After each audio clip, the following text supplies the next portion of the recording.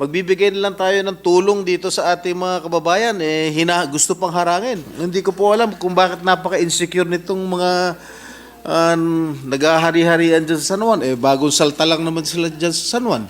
So sabi na nanay ko, sige, pamigay mo na lang yan sa mga mahihirap. So yun ang unang ginawa ko. Nagdi-distribute lang ako ng bangus. Oh, ano ginawa nung siraulong mayor na yan? Pinahuli ako, pinakulong ako. I asked permission, I think it was late last year, from the office of the mayor if I can use the gym, the San Juan gym, to have this payout, itong AX tsaka tupad dito sa ating mga kababayan San Juan. And they denied me. They denied the use of the San Juan gym. So ang ginawa ko po ay nagpa-payout na lang po kami meron sa isang maliit na kalsada.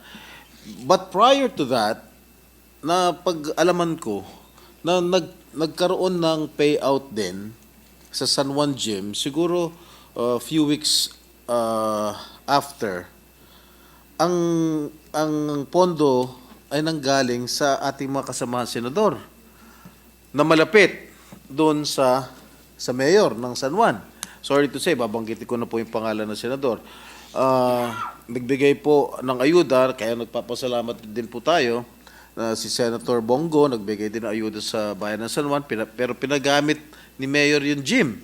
Samantalang pag ako nagre-request, o pag ikaw nagre-request, hindi kami pinagagamit ng gym.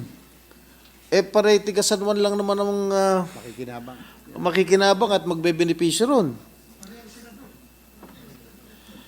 At ganon din si Senator Amy Marcos, nakapagbigay din po ng ayuda, pinagamit din sila ng gym. Pero kami ni Good One, ay hindi po kami pinagbigyan na gamitin yung gym sa San Juan. Hindi ko po alam kung bakit napaka-insecure nitong mga nag-ahari-harian dyan sa San Juan. Bagong salta lang naman sila dyan sa San Juan.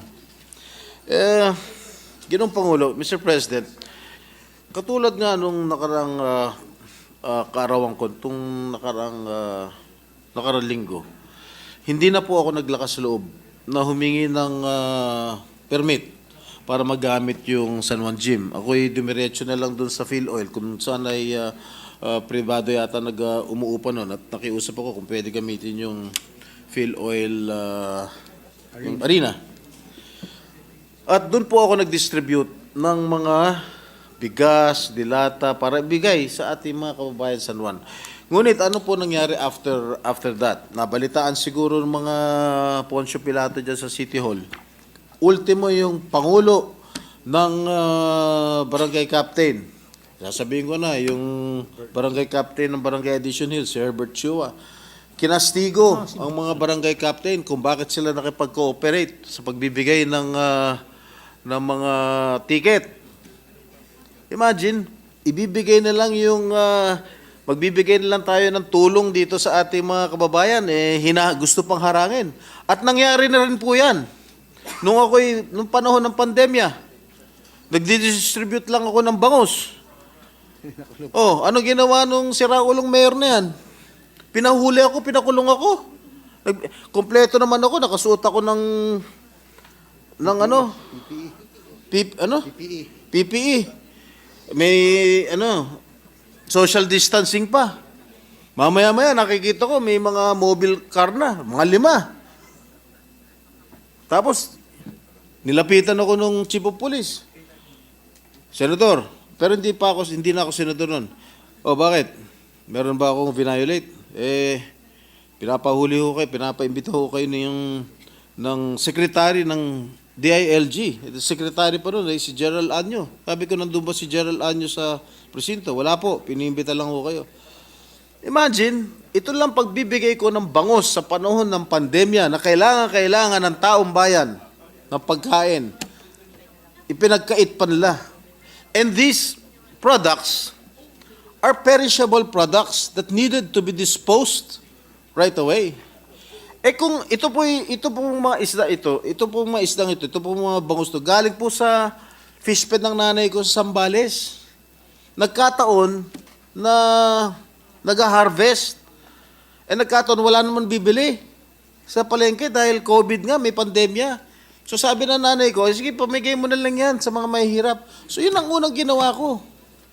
Tinawag ko yung mga leader natin sa San Juan at pinagbibigyan ko ng bangos. Bigla na lang akong pinahuli nitong itong mayor na ito. At inamin naman niya. Nagpa-press con kaagad siya nung ako'y nasa presinto. Kinonfirm niya na pinahuli raw niya ako sa mga pulis dahil marami raw ako violate na protocols, mga safety protocols, health protocols. Hindi naman totoo. May social distancing, nakasuot ako ng gloves o whatever, may face mask, face shield, naka-PPE ako. Wala man akong vina-violate. Diyan mo makikita na itong naghahari-harian dyan sa San Juan, wala pong puso yan. Napakawalang yung tao niyan. Imagine, ibibigay mo nila sa taong bayan, pagkakait pa nila. Tulong, porket tulong ko, tulong ni Senator JV, ipagkakait nila, pagbabawal nila. Hindi naman tama yun. Pero ako naging mayor, si Senator JV naging mayor. Lahat, pag merong sakuna, lahat ng mga gustong tumulong sa bayan namin, welcome. Wala kaming pinagkakait. Wala kaming pinagbabawal. Ngunit ito, malayo ugali nito.